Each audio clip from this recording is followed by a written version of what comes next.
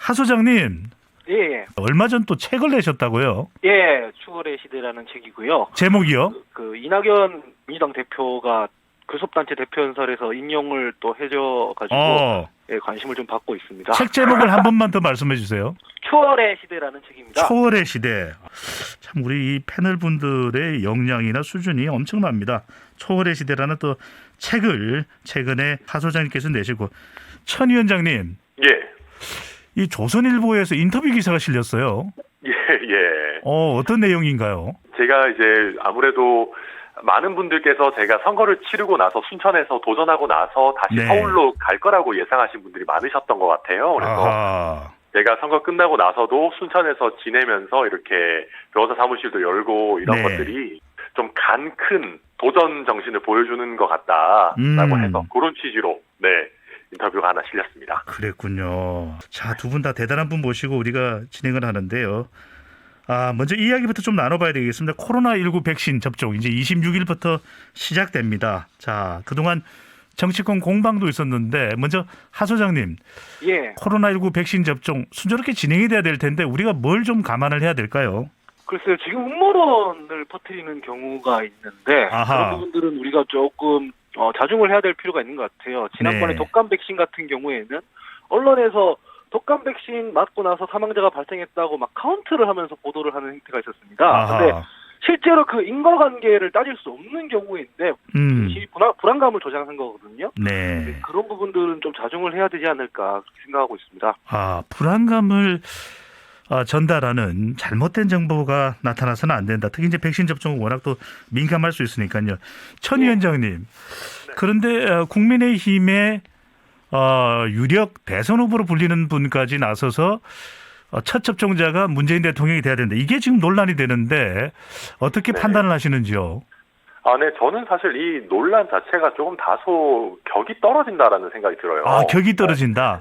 무슨 얘기냐면 이거는 예를 들면 가장 아름다운 모습은 예컨대 저는 개인적으로는 대통령께서 제일 먼저 맞으시는 거 자체는 좋다고 생각합니다. 네. 다른 많은 국가에서도 그렇게 했고요. 그런데 이게 야권에서 대통령께 먼저 맞아라 말아라고 얘기하는 것도 저는 조금 국민들께서 보시기에 적절하지 않아 보일 수 있다고 생각하고요. 그리고 또 권유하는 태도 자체도 마치 좀 강요하는 것 같은 느낌을 주지 않습니까? 저는 그래서 그런 태도로 접근하는 것은 옳지 않다고 생각하고 이거는 네. 맞으시려면 국가원수인 대통령께서 결단을 하셔야 되는 부분이니까 하는 것이고, 다만 그 이후에 무슨 여권을 중심으로 국가 원수가 실험 대상이냐 이런 얘기를 하고 또 민주당의 초선 의원들께서도 대통령이 아니라 제가 먼저 맞겠다 이런 얘기 하는 거는 저는 우선 국가 원수가 실험 대상이냐 이런 얘기는 반대로 얘기하면 그럼 국민들은 실험 대상이냐 그렇게 볼 수도 있고, 또 초선 의원들께서 그러시는 건 저는 보면서 조금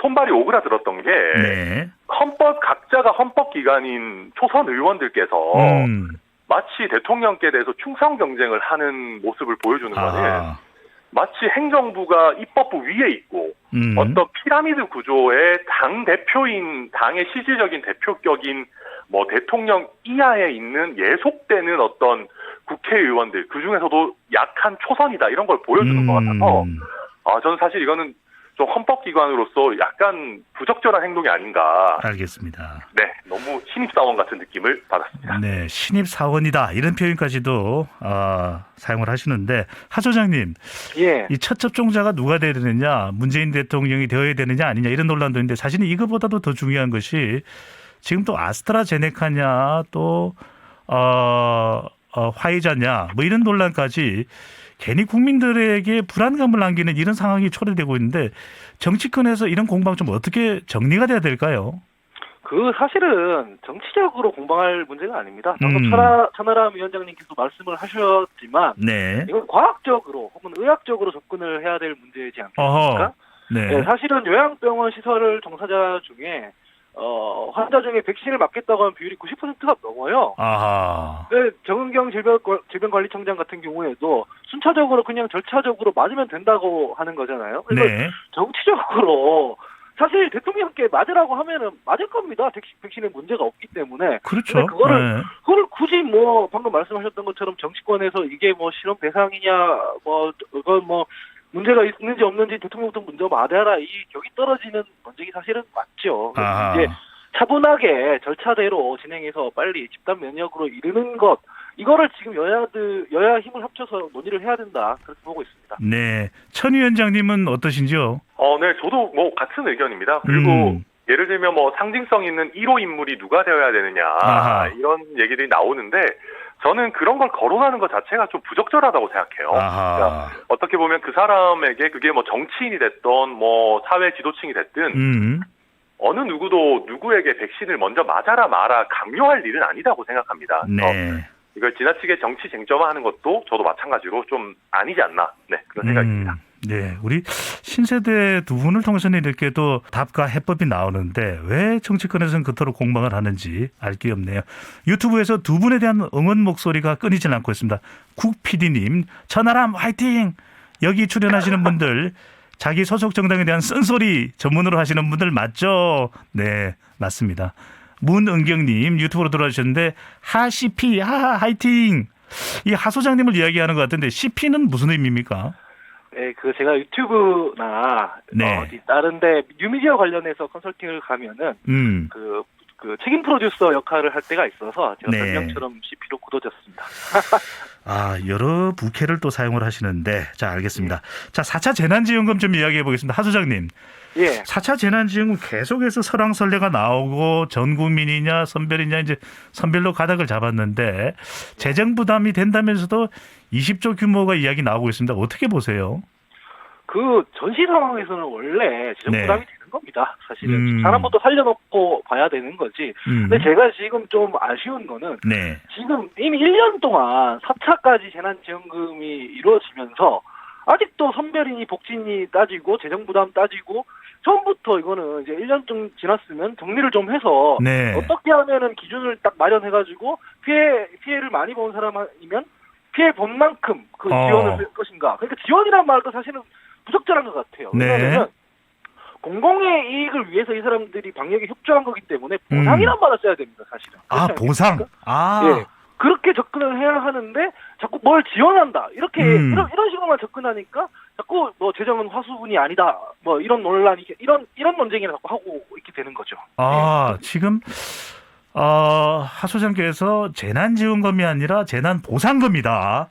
이런 또 새로운 용어를 사용해 주셨습니다. 그러니까 좀 기준도 마련될 필요가 있는 것 아니냐라는 제안을 해 주시는데 천 위원장님, 그런데 선거를 앞두고 지원하다 보니까 이게 뭐 민심을 또 사로잡기 위한 정치적 수단 아니냐 이런 비판도 국민의 힘으로부터는 나오고 있습니다. 어떻게 이 4차 재난지원금 또 재난지원금 전반에 대한 부분에 대한 평가를 하시는지요? 네, 저도 전시 상황이기 때문에 저도 개인적으로는 이게 선거용이 아니기를 정말 바랍니다. 참 우리 국민들 많이 힘들고 전시 상황이고 빠르고 뭐 넓고 두터운 아까 말씀하신 보상이 지원이 아니라 보상이 이루어져야 된다라는 거에 대해 저도 120% 공감하고요. 천 위원장님 개인적으로는 약간 선거용 성격도 있다고 보세요? 저는 이 논쟁이 그런 성격이 있다라고 봅니다.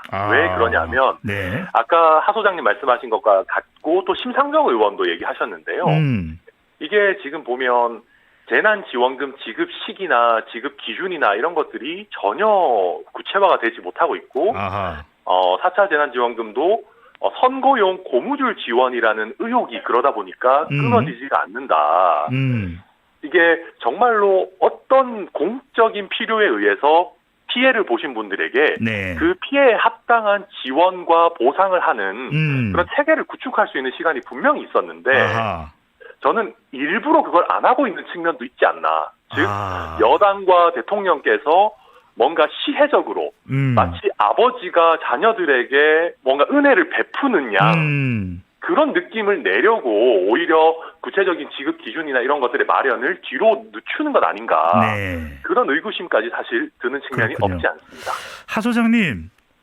지금 뭐 대선 유력 주자들 사이에서도 이 재난지원금에 대한 의견이 엇갈리고 있습니다. 기본소득을 강화해야 된다. 또 한 유력 대선 주자는 전 국민에게 지급해야 된다. 근데 아까도 말씀하셨듯이 이게 오락가락할 일이냐라는 의견을 주셨는데 또 이름도 재난지원금보다는 보상금이 적절하다 이렇게 말씀하셨는데 어떻게 좀 체계가 바뀌어야 될까요? 이 부분에 대해서는 정치권이 굉장히 혼나야 하고 특히 국정 운영에 책임이 있는 혹은 그 책임이 더 큰 정부 여당이 질타당에 마땅하다고 생각합니다. 왜냐하면 이거 지급 방식에서 좀 보완을 해야 되는 게 필요한 거거든요. 네. 1년 동안 해봤으면 이제 1년 동안 전 국민 지급도 해봤고 선별 지급도 해봤는데 어떤 게 더 효과가 컸는지 따져본 연구가 여럿이 있습니다. 네. 그러면 대체로 그 연구들 보면 저소득층에 집중하는 게 효과가 좋다고 나오거든요. 이게 저 방금 대선 주자 인용을 하셨는데 네. 그 김경수 지사 말을 좀 인용을 하자면 태풍 오면 다 피해를 받지만 재난지원금은 어쨌든 정확히 피해를 선정해서 피해 본 만큼 지원하지 않겠습니까? 네. 그런 얼개를 진작에 놨어야 된다고 봅니다. 아하. 적어도 지금 논의라도 어떻게 하면 더 빠르고 정확히 선별해서 이 피해를 보상할 수 있을 것인가로 논의가 좀 이전돼야 될 필요가 있다고 생각을 해요. 그게 좀 부족하다는 점에서는 정치권이 좀 손을 놔야 된다고 생각합니다. 네. 자, 이번 주제 오늘 다룰 마지막 주제로 넘어가 보겠습니다. 의료법 개정안 논란이 뜨겁습니다. 모레부터는 이제 백신 접종이 시작되는데 의사협회에서는 협조 안 하겠다. 이 의료법 개정안 통과되는 상황이 된다면 우리는 협력을 할 수가 없다. 이렇게 나오고 있는데 우선 의료법 개정안과 관련된 내용 지나치게 의료계를 좀 압박하는 건가요? 아니면은 당연히 적용돼야 될 법안일까요? 먼저 법조인이시죠. 천 위원장님부터 의견을 좀 말씀해 주시죠. 네. 저는 이거는 일단 기본적으로 말씀드리면 변호사에게도 똑같은 법률이 이미 제정되어 있습니다. 저희도 징역형의 실형뿐만 아니라 집행유예 판결만 받더라도 저희도 변호사 자격을 상실하게 되거든요.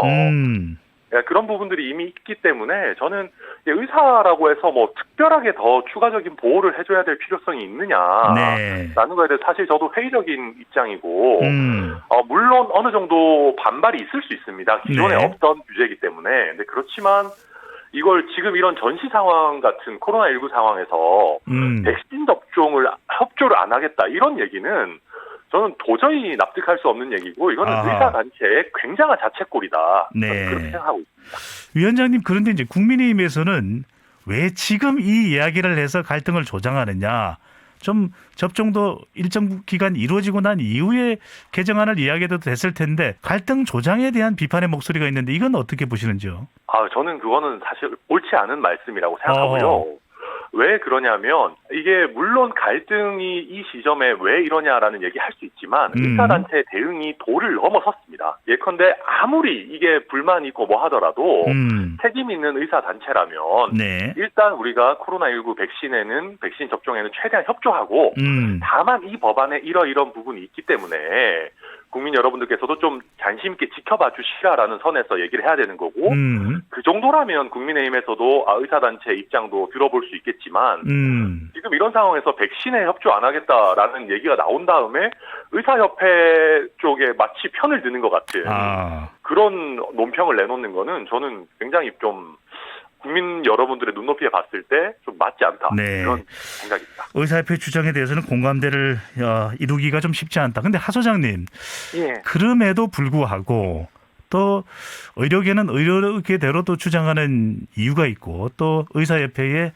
최대집 회장은 상당히 또 강경한데 조금 더 부드럽게 또 협의나 소통은 할 수는 없었을지 이런 이야기도 나오는데 어떨까요? 사실은 이거는 의협 측에서 협회라는 걸 만들어 놓은 이유가 있지 않겠습니까? 갈등이 있으면은 갈등 조정 기능을 좀 해야 할 텐데 이거는 마치 방금 말씀하셨다시피 백신 접종 같은 이런 지구적인 재난 상황에서 국민들 생명을 마치 볼모로 잡고 협박을 하고 있는 상황이지 않습니까? 그래서 이 부드럽게 조율이 안 되는 거에 대한 책임이 의협 쪽이 좀 있다고 저는 생각을 합니다. 사실은 이게 법 자체도 보면 그렇게까지 예를 들면 일본은 벌금 이상 형만 받아도 의사 면허가 정지되거나 취소되거든요. 독일 같은 경우에는 의사가 피고인이 되는 순간부터 판결이 확정될 때까지 의사 면허가 정지되고요. 근데 이번 개정법 개정안 보면 그 의료 과실로 인한 어떤 형사 처벌 같은 경우에는 또 제외를 해줬어요. 그래서 사실은 좀 말랑말랑한 구석도 있는 거거든요. 그러면 법에 어떤 틈이 있고 구멍이 있으면 그 조율을 좀 하자, 협상을 하자라고 나와야 하는데 지금 협박을 하고 있기 때문에 오히려 그 협박을 하면 할수록 어떻게 국민들한테는 비춰질 것이냐. 이 사람들이 이 법의 통제를 받아야 될 만큼 윤리 감각이 망가진 사람들이구나. 이렇게 비출 수밖에 없다는 거거든요. 그렇기 때문에 좀 의협 쪽에서 조금 전향적으로 나올 필요가 있다. 그렇게 보고 있습니다. 지금 상당히 민감한 그런 내용이기도 합니다. 의료법 개정안. 그럼에도 불구하고 국민 여론은 어디에 가 있는지 이 코로나 백신 접종을 해야 되는 중차대한 시점에 민생을 먼저 생각해야 되는 것은 아닌지라는 국민 여론에 한 번쯤 더 귀 기울여 보면 좋겠습니다. 자, 오늘 두 분과 함께한 토론 잘 또 마무리하도록 하겠습니다. 오늘 말씀 감사합니다. 예, 감사합니다. 네, 감사합니다.